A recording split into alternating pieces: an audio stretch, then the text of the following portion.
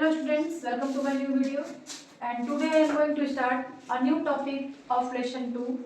Lesson 2 is electricity and that is the physics of class 10 CBSE board. So let's start. Electricity and topic is electric energy. What is electric energy? Electric energy क्या होता है, क्या है electric energy? Electric energy है electricity से related होगा और वो है क्या? The total work done by a current in an electric circuit is called electric energy. Electric circuit आपने पढ़ा होगा, there are two types of electric circuit. First is open circuit and second is close circuit. Open circuit जो होता है उसमें electricity flow नहीं करता है, बट जो क्लोज सर्किट होता है उसमें इलेक्ट्रिसिटी का फ्लो होता है. तो क्लोज सर्किट का मतलब हो गया जो हम लोग घरों में वायरिंग करवाते हैं ना, वो एक तरह का सर्किट है. और सर्किट जब तक क्लोज नहीं होता है तब तक इलेक्ट्रिसिटी का फ्लो सर्किट में नहीं होता है. ओपन रहेगा तो उसमें इलेक्ट्रिसिटी का फ्लो नहीं होगा. तो अब ये इलेक्ट्रिक एनर्जी क्या है?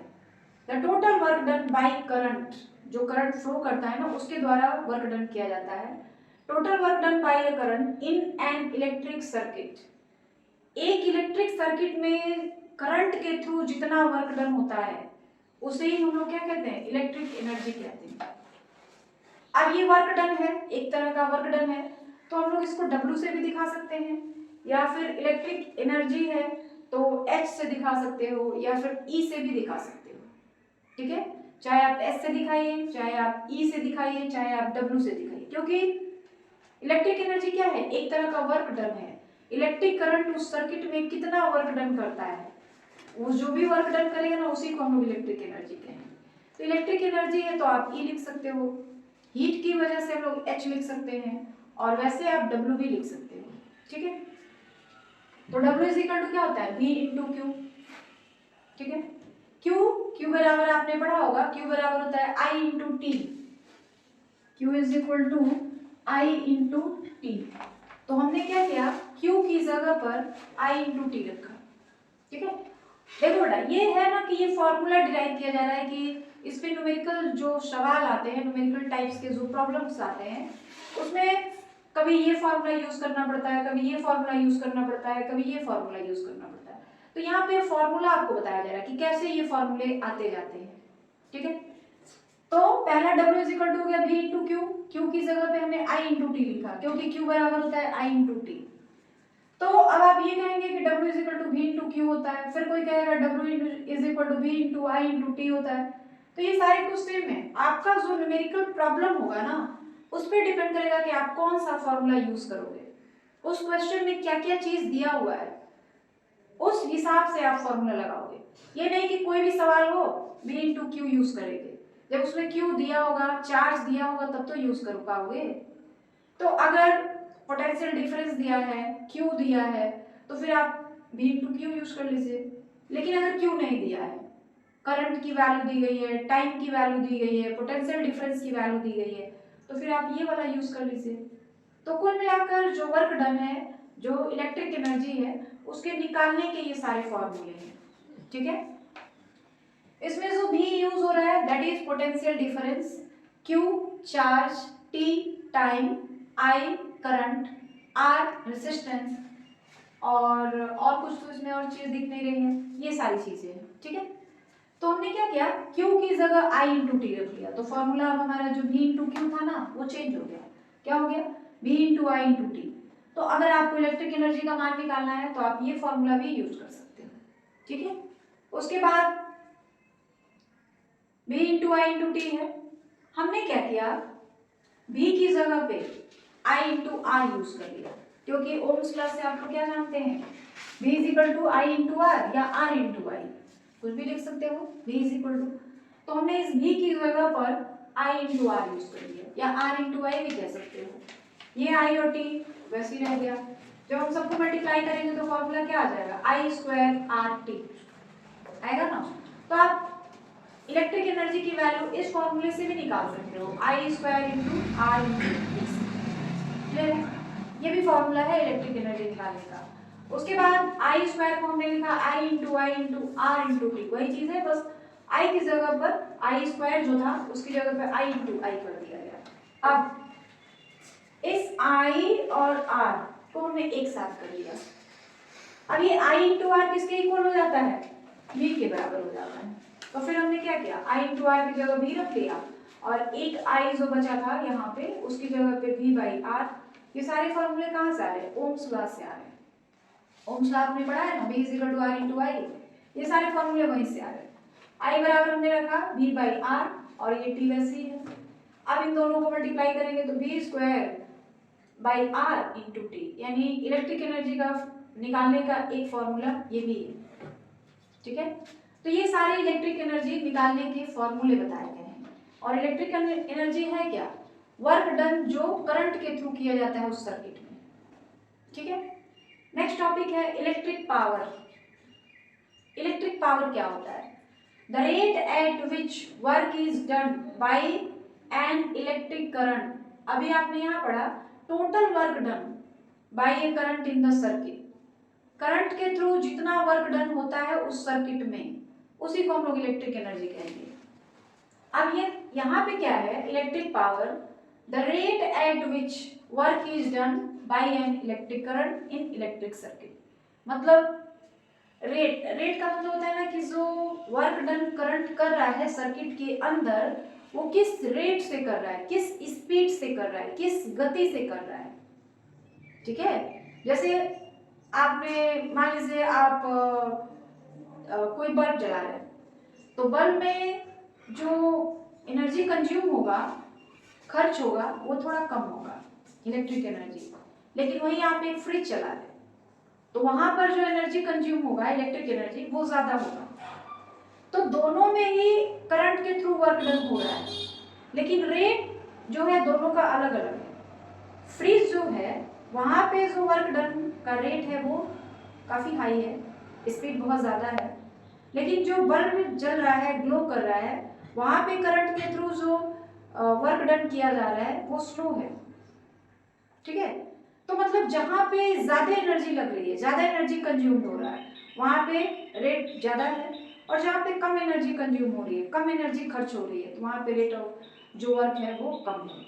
ठीक है, तो पावर क्या है, रेट बताता है कि किस रेट से इलेक्ट्रिक एनर्जी जो है वो कंज्यूम हो रही है, यानी इलेक्ट्रिक करंट किस स्पीड से जो है वर्क डन कर रहा है। ठीक है, the rate at which work is done by an electric current is called electric power. It is denoted by P. Electric power को हम लोग किससे दिखाते हैं, P से। P is equal to W by T, rate है ना तो W by T। अब W की जगह आप V into Q लिख सकते हो, क्योंकि यहाँ पे लिखा गया W is equal to V into Q। तो हमने W की जगह पे V into Q लिखा। अब Q की जगह पे I into T हमने लिखा, T और T कैंसिल हो गया, V बराबर V into I रह गया। यानी P जो है, पावर जो है, उसको आप किस किस फॉर्मूले से कैलकुलेट कर सकते हो, W by T से, V into Q by T से, या फिर इससे, या फिर इससे। तो कहा जाए तो पावर निकालने के इतने सारे फॉर्मूले हैं आपके पास। तो अब ये आपका जो न्यूमेरिकल प्रॉब्लम होगा ना, उस पर डिपेंड करेगा कि आप कौन सा फॉर्मूला यूज करें। कई सारे फॉर्मूले हैं, तो हर सवाल पे कोई एक ही फॉर्मूला थोड़ी यूज हो जाएगा। अब आपको उसमें देखना पड़ेगा कि क्या क्या चीजें दी गई है, और फिर उस हिसाब से आपको इसमें से कोई एक फॉर्मूला उसमें यूज करना पड़ेगा। ठीक है, the SI unit of power is what. जो एसआई यूनिट ऑफ पावर होता है वो वाट होता है। ठीक है, commercial units of electric energy, या कहा जाए कमर्शियल यूनिट ऑफ पावर भी आप कह सकते हो। तो commercial units of electric energy जो होता है, जैसे आप घरों में जो आपका मीटर लगा होता है, ठीक है, मीटर में जो बिल आता है ना वो यूनिट के हिसाब से आता है कि आपने एक मंथ में कितना यूनिट बिजली खर्चा किया है, कितना यूनिट जो है इलेक्ट्रिक एनर्जी कंज्यूम किया है, खर्चा किया है, उस हिसाब से आपका बिल बनता है। तो यूनिट के हिसाब से, तो एक यूनिट कितने के बराबर होता है, 1 किलोवाट आवर के बराबर होता है। 1 किलोवाट आवर जो है इसी को हम लोग कमर्शियल यूनिट बोलते हैं। जैसे आपके घरों में जो बिजली चलता है तो उसमें आता है ना 1 यूनिट का इतना चार्ज है। तो आपके घर में अगर आप 30 यूनिट जलाते हैं मंथली, तो फिर उस हिसाब से आपका जो जितना खर्चा आता है वो निकाल लिया जाता है। तो कुल मिलाकर जो आप यूनिट कहते हैं ना, वही है 1 किलोवाट आवर। या 1 यूनिट, ठीक है। अब 1 किलोवाट आवर क्या होता है, 1 किलोवाट इंटू 1 आवर, मतलब आपने 1 घंटे में कितनी किलोवाट बिजली खर्चा किया है, ठीक है। पहले वाट, फिर किलोवाट, फिर किलोवाट आवर। तो 1 किलोवाट इंटू 1 आवर, 1 किलोवाट कितने वाट के बराबर होता है, 1000 के। 1 किलोवाट जो होता है ना बेटा, इसको हम लिखते हैं 1 किलोवाट इज इक्वल टू 1000 वाट। जैसे 1 केजी बराबर 1000 ग्राम होता है ना, वही वाला सिचुएशन यहाँ पर भी है। 1 kilowatt is equal to 1000 watt, तो वही लिखा गया 1 kilowatt is equal to 1 kilowatt into 1 hour. तो 1 किलोवाट की जगह पे हमने लिखा 1000 वाट इंटू 1 आवर। 1 आवर को हमने सेकंड में चेंज कर दिया। 1 घंटे में कितने सेकंड होते हैं, 3600 सेकंड, तो वो हमने रखा। अब इन दोनों को मल्टीप्लाई किया गया तो आ गया 3.6 इंटू 10 के पावर 6 जूल। यह जूल जो है यह भी एनर्जी का कमर्शियल यूनिट है। और इसी को अगर ये 10 के पावर 6 हटा दोगे ना तो लिखोगे 3.6 मेगा जूल। कमर्शियल यूनिट का मतलब हो गया बड़ा वाला यूनिट। जैसे डिस्टेंस आपको अगर मेजर करना हो तो दूरी नापते हैं, तो अगर छोटा डिस्टेंस है तो हम लोग सेंटीमीटर, मिलीमीटर इस तरह से यूज कर लेते हैं, लेकिन बड़ा डिस्टेंस है तो मीटर, किलोमीटर। तो वहां पर, यहाँ पर जो इलेक्ट्रिक एनर्जी कंज्यूम्ड होती है उसका सबसे छोटा यूनिट वाट है, उससे बड़ा यूनिट किलोवाट, उससे भी बड़ा यूनिट जूल, उससे भी बड़ा यूनिट मेगा जूल। ये सारी चीजें होती हैं। तो कमर्शियल यूनिट का मतलब हो गया जैसे बड़े वाले यूनिट्स क्या है इलेक्ट्रिक एनर्जी को मापने का, ठीक है। तो वो है 1 किलोवाट, यानी आपने 1 घंटे में कितना किलोवाट बिजली खर्चा किया है अपने घर में, उसी को हम लोग कहते हैं 1 किलोवाट। इसको फिर हमने जूल में चेंज किया, जूल को फिर मेगा जूल में चेंज कर दिया, ठीक है। उसके बाद है रेटिंग ऑफ इलेक्ट्रिक अप्लायंस। आप बल्ब खरीदने जाते हो तो अक्सर बल्ब पे लिखा होता है, देखिएगा 100 वाट, 250 वोल्ट। जो भी रेटेड अप्लायंस होते हैं मतलब उस पे लिखा रहता है कि इसका पावर कितना है। जो भी आप इलेक्ट्रिक सामान खरीदने जाते हैं, बल्ब हो गया, फैन हो गया, ये सारी चीजें, तो उस पर रेटेड लिखा रहता है। तो अगर कोई बल्ब आप खरीद रहे हैं और उस पर इस तरह का रेटिंग किया हुआ है 100 वाट, 250 वोल्ट, इसका मतलब ये है कि अगर उस बल्ब को 250 वोल्ट के पोटेंशियल डिफरेंस पे ग्लो करवाया जाए तो उसमें कितना वाट बिजली खर्च होगा, 100 वाट। कहते हैं ना कि 100 वाट का बल्ब है, 60 वाट का बल्ब है, 70 वाट का बल्ब है, 10 वाट का बल्ब है। तो ये वाट जो है ना उसका पावर बताता है। जितना ज्यादा वाट का बल्ब रहेगा वो उतना ज्यादा ग्लो करेगा, उतना ज्यादा लाइट देगा और उतना ही ज्यादा एनर्जी, इलेक्ट्रिक एनर्जी भी कंज्यूम होगा। जैसे मान लीजिए 100 वाट का बल्ब है, वो ज्यादा ग्लो करेगा, ज्यादा लाइट देगा, उसको बिजली ज्यादा लगेगी। अगर कोई 60 वाट का बल्ब है तो उसमें बिजली कम लगेगा और वो कम ग्लो करेगा, लाइट भी कम देगा। कोई 10 वाट का बल्ब है तो उसमें और कम एनर्जी कंज्यूम होगी और वो कम ग्लो करेगा, लाइट कम देगा, ठीक है। तो ये रेटिंग होते हैं। हर इलेक्ट्रिक अप्लायंस पे रेट लिखा रहता है कि ये कितना वाट का है, ठीक है।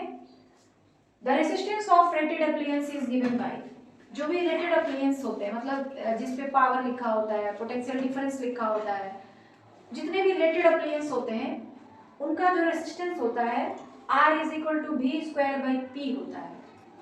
रेजिस्टेंस निकालने का ये उसका फॉर्मूला है, R is equal to V square by P और P is equal to V square by R।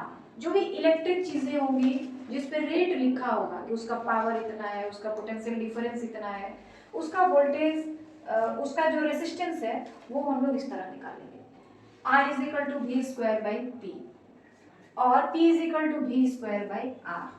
जितनी रेटेड अप्लायंस होंगे ना उन सारे का रेजिस्टेंस हम लोग इसी फॉर्मूले से निकालेंगे और जो पावर होगा V स्क्वायर बाई R से निकालेंगे। क्लियर है ये सारी चीजें, कोई दिक्कत नहीं है, आगे बढ़ा जाएगा। अब हम लोग एक न्यूमेरिकल प्रॉब्लम करेंगे जो हमने अभी फॉर्मूला पढ़ा था इलेक्ट्रिक एनर्जी का, उसी से रिलेटेड सवाल है, ठीक है। और आपका क्वेश्चन क्या है, देखो बेटा इस तरह के क्वेश्चंस ना एग्जाम में पूछे जाते हैं। क्वेश्चन है an electric bulb is rated at 200 volt and 100 वाट, मतलब अगर उसको 200 वोल्ट के पोटेंशियल डिफरेंस पे रखा जाता है तो उसका पावर कितना होता है? 100 watt. What is its resistance? 5 such bulbs burn for 4 hours. इस तरह के 5 बल्ब जो है 4 घंटे जलते हैं, ठीक है। What is the electrical energy consume? Electrical energy कितनी कंज्यूम होगी, कितनी खर्च होगी? Calculate the cost if the rate is 50 पैसे पर यूनिट। जो रेट है वो 50 पैसा पर यूनिट दिया हुआ है और एक यूनिट कितने के बराबर होता है? 1 किलोवाट आवर के बराबर होता है। मतलब आप चाहे 1 किलोवाट आवर कहिए या कहिए 1 यूनिट, ये दोनों चीजें सेम होती है। जो हमने अभी आपको बताया कि जो घरों में बिजली का बिल आता है बेटा, वो यूनिट के हिसाब से आता है। आप महीने में कितना यूनिट बिजली खर्च करते हैं वो कैलकुलेट किया जाता है, मीटर जो है वो बताता है, और फिर एक यूनिट का कितना खर्चा आता है पूरे मतलब मल्टीप्लाई करके हम पूरे महीने भर का खर्चा निकाल देते हैं, ठीक है। तो देखिए अभी हमने बताया कि जो भी रेटेड इलेक्ट्रिक अप्लायंस होते हैं जिस पे रेट लिखा होता है इस तरह से, उसका रेसिस्टेंस निकालने का एक फॉर्मूला है V²/T, आगे बताया गया है, ठीक है। तो चलिए इसको हम लोग कैसे करेंगे, देखिए गिवन सबसे पहले लिखोगे ना बेटा, गिवन P इक्वल टू कितना दिया हुआ है? 100 वाट, ठीक है। V इक्वल टू 200 वोल्ट, ये पोटेंशियल डिफरेंस है, ये उसका पावर है। पूछा जा रहा है what is its resistance, R की वैल्यू आपसे पूछी जा रही है। तो जो बल्ब है ना वो रेटेड है, उस पे रेट लिखा हुआ है ये, तो उसका रेसिस्टेंस निकालने का फॉर्मूला क्या होगा? R is equal to V²/P। अभी आपने पढ़ा था कि कोई भी रेटेड अप्लायंस होगा उसका रेसिस्टेंस हम लोग इस फॉर्मूले से निकाल लेंगे, ठीक है। तो चलिए निकालते हैं। R की वैल्यू कितनी आ जाएगी? V की वैल्यू कितनी दी गई है? 200 वोल्ट, तो 200 होल स्क्वायर, और P की वैल्यू कितनी दी गई है बेटा? 100, यही ना होगा। तो देखिए 200 इंटू 200/100,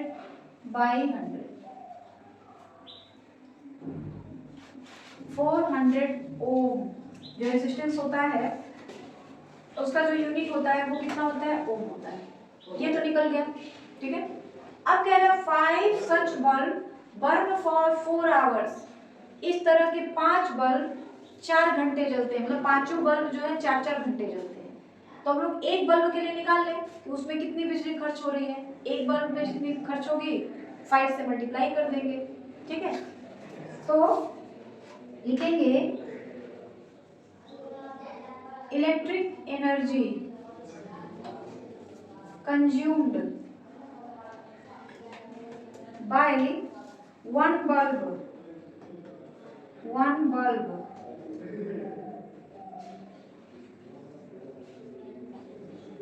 इसको हम लोग W लिख सकते हो या H भी लिख सकते हो, चाहे W लिखिए चाहे H लिखिए, तो H ही लिखते हैं। P इंटू टी, ठीक है। H की वैल्यू निकाल दीजिए। P की वैल्यू कितनी है? P की वैल्यू है हमारे पास 100 वाट, तो 100 रहेगा और टाइम कितना है? 4 आवर, तो ये कितना हो जाएगा? 400 वाट, यहाँ पे वाट है ना, और ये हो गया आवर, 400 वाट आवर। क्लियर है? अब हमने ये किसका निकाला है? एक बल्ब के लिए निकाला गया है, और इस तरह के कितने बल्ब जलाए जा रहे हैं? 5 बल्ब। तो 5 बल्ब के लिए भी निकालना पड़ेगा ना, तो लिखेंगे इलेक्ट्रिक एनर्जी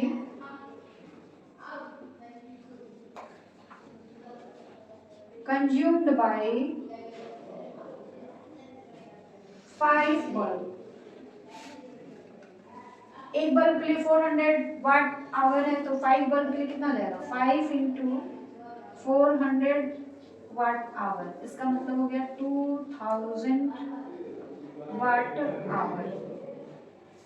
वाट आवर है, वाट में है, उसको अगर किलो वाट में चेंज करना हो तो क्या करोगे? 1000 से डिवाइड कर दोगे, तो हम इसको 1000 से डिवाइड कर दे रहे हैं, तो क्या जाएगा? 2 किलो वाट आवर। यही 1 यूनिट के बराबर हो गया।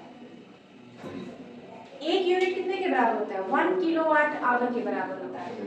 तो ये 2 यूनिट हो गया, ठीक है। और 1 यूनिट का कितना पैसा लग रहा है? 50 पैसा। तो 2 यूनिट का कितना लगेगा? 1 रुपया लगेगा, ठीक है। यहाँ पे जो वाट आवर था उसको हमने 1000 से डिवाइड कर दिया, किलोवाट आवर में चला गया वो। अब 2 किलोवाट आवर यानी 2 यूनिट बिजली खर्च हुई है। तो 1 यूनिट का जो खर्च आ रहा है 50 पैसा आ रहा है, तो 2 यूनिट बिजली का खर्च कितना आएगा? 1 रुपया। तो यहाँ पे लिखोगे 2 किलोवाट आवर, या इसी को लिख लीजिए 2 यूनिट। 2 यूनिट हमने बिजली खर्चा किया हुआ है, यानी 5 बल्ब जो है 4-4 घंटे जलेंगे तो कितना यूनिट बिजली खर्चा होगा? 2 यूनिट। अब 1 यूनिट का जो कॉस्ट है 50 पैसा है, तो 2 यूनिट का 1 रुपया। Cost of 2 unit electric energy is equal to 2 into 50 पैसे इज इक्वल टू 1 रुपीज। आई बात समझ में? तो इस तरह के सवाल में बेटा एग्जाम में पूछे जाते हैं, ठीक है। ये क्लियर हो गया? कोई दिक्कत? आगे बढ़ा जाए अब? चलिए, now this is the second question and this is homework for you. ये आपके लिए होमवर्क रहेगा। और इस तरह के आप और भी जितने आप जिस बुक से आप पढ़ते होंगे, चाहे वो एनसीईआरटी की बुक हो, चाहे कोई प्राइवेट बुक हो, या जो भी आपके पास बुक हो, उससे इस तरह के सवालों का प्रैक्टिस कर लीजिएगा, ठीक है। क्योंकि इस तरह के क्वेश्चन एग्जाम में पूछे जाते हैं। और आज जो है हमारा चैप्टर 2 जो था इलेक्ट्रिसिटी, वो अब खत्म हो गया। उसमें एनसीईआरटी की बुक के अकॉर्डिंग जितने भी टॉपिक्स थे सारे टॉपिक हमने डिस्कस किया हुआ है। आज ये चैप्टर खत्म हो गया। अब आगे हम लोग दूसरे चैप्टर के बारे में पढ़ेंगे। और वीडियो के लास्ट में मैं यही कहूँगी कि जितना ज़्यादा हो सके वीडियो को लाइक करें, शेयर करें। वीडियो के अंदर जो भी कमी हो उसे कमेंट के थ्रू ज़रूर बताएं। और चैनल को सब्सक्राइब कर लें ताकि जो भी वीडियो यहाँ से अपलोड किए जाए उसका नोटिफिकेशन आपको समय से मिले।